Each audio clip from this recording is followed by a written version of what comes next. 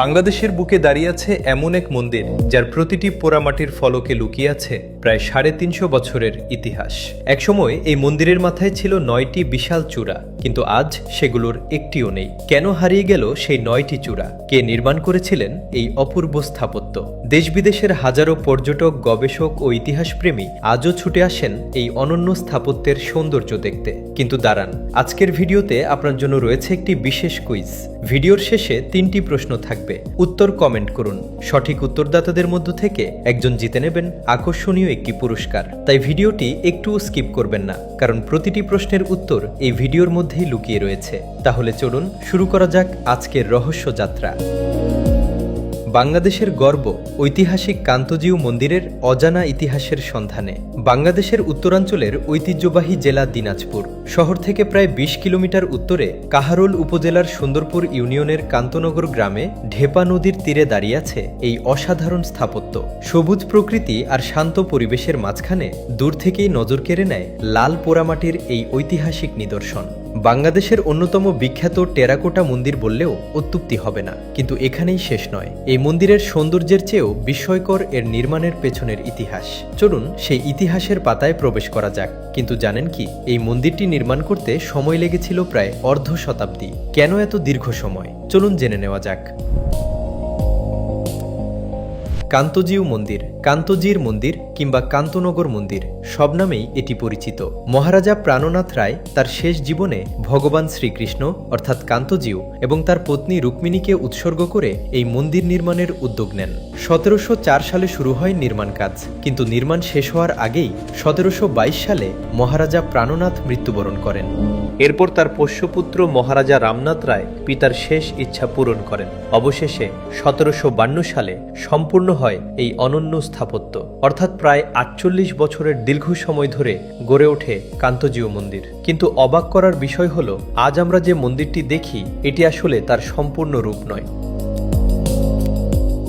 প্রথম নির্মাণের সময় মন্দিরটির উপরে ছিল 9টি বিশাল চূড়া। এ কারণেই একে নবরত্ন মন্দির বলা হতো। সেই সময় মন্দিরটির উচ্চতা ছিল প্রায় 70 ফুট, কিন্তু 1897 সালের ভয়াবহ ভূমিকম্পে 9টি চূড়াই ধ্বংস হয়ে যায়। পরবর্তীতে মন্দিরটির বিভিন্ন অংশ সংস্কার করা হলেও ধ্বংস হয়ে যাওয়া চূড়াগুলো আর পুনর্নির্মাণ করা হয়নি। ফলে আজও মন্দিরটি সেই ভূমিকম্পের নীরব স্মৃতি বহন করে দাঁড়িয়ে আছে। কিন্তু গল্পের সবচেয়ে চমকপ্রদ অংশটি এখনও বাকি, কারণ এই মন্দিরের প্রতিটি দেয়াল যেন কয়েকশো বছরের ইতিহাসের এক জীবন্ত বই। চলুন এবার সেই বিস্ময়কর টেরাকোটা শিল্পের জগতে প্রবেশ করা যাক। এবার চলুন এমন এক শিল্পকর্ম দেখি যেখানে একটি দেয়ালই হতে পারে শত শত বছরের ইতিহাসের বোধিহাসের বই।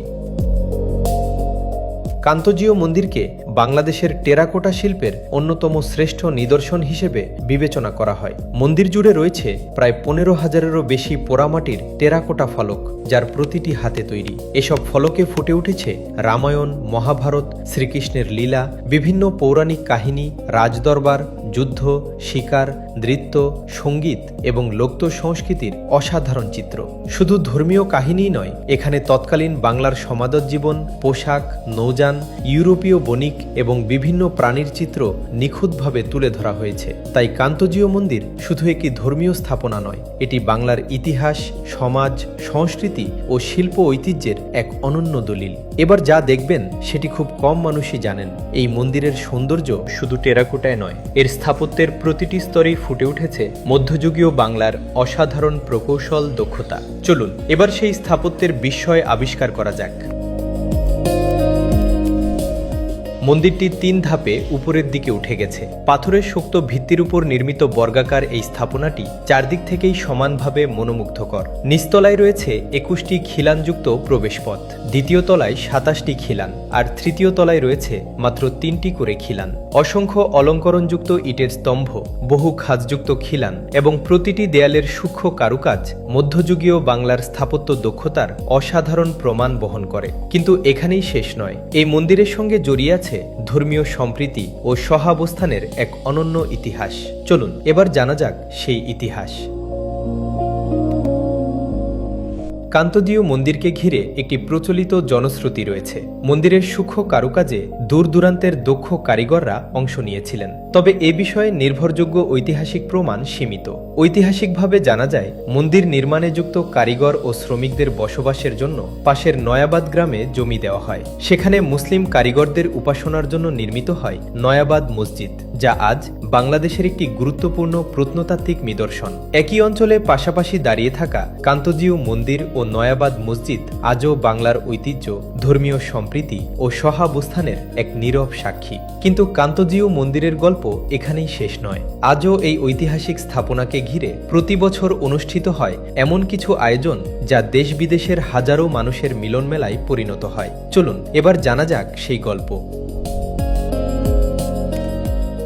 প্রতি বছর শীতের শুরুতে কান্তজিউ মন্দির প্রাঙ্গণে বসে ঐতিহ্যবাহী রাসমেলা। শতাব্দী প্রাচীন এই মেলায় বাংলাদেশ ও ভারতের বিভিন্ন অঞ্চল থেকে হাজার হাজার ভক্ত, তীর্থযাত্রী ও পর্যটক সমবেত হন।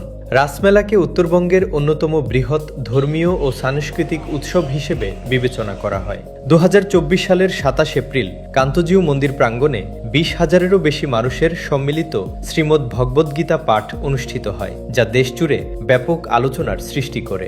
এছাড়া 2025 সালে বাংলাদেশ ব্যাংক 20 টাকার নতুন নোটে কান্তজিউ মন্দিরের ছবি সংযোজন করে, যা বাংলাদেশের ঐতিহ্যবাহী স্থাপত্য ও সাংস্কৃতিক ঐতিহ্যের প্রতি জাতীয় স্বীকৃতির একটি গুরুত্বপূর্ণ নিদর্শন।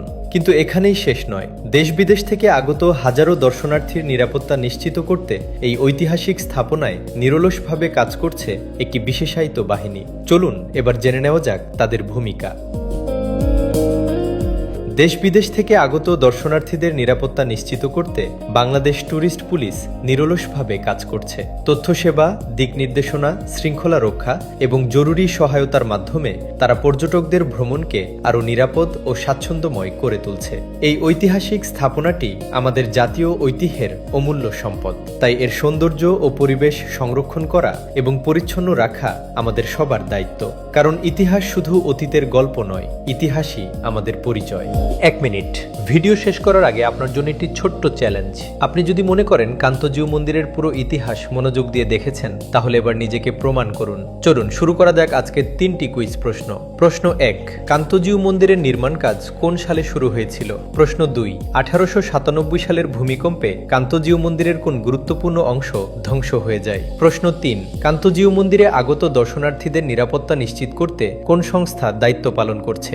আপনার উত্তর 1, 2, 3 নম্বর দিয়ে কমেন্টে লিখুন। এই ভিডিওটি প্রকাশের পর 1 সপ্তাহের মধ্যে যদি 10,000টি কমেন্ট পূর্ণ হয়, তাহলে সঠিক উত্তরদাতাদের মধ্য থেকে লটারির মাধ্যমে একজন বিজয়ীকে রহস্যযাত্রা ইউটিউব চ্যানেলের পক্ষ থেকে একটি আকর্ষণীয় পুরস্কার প্রদান করা হবে। তাহলে আর দেরি কেন?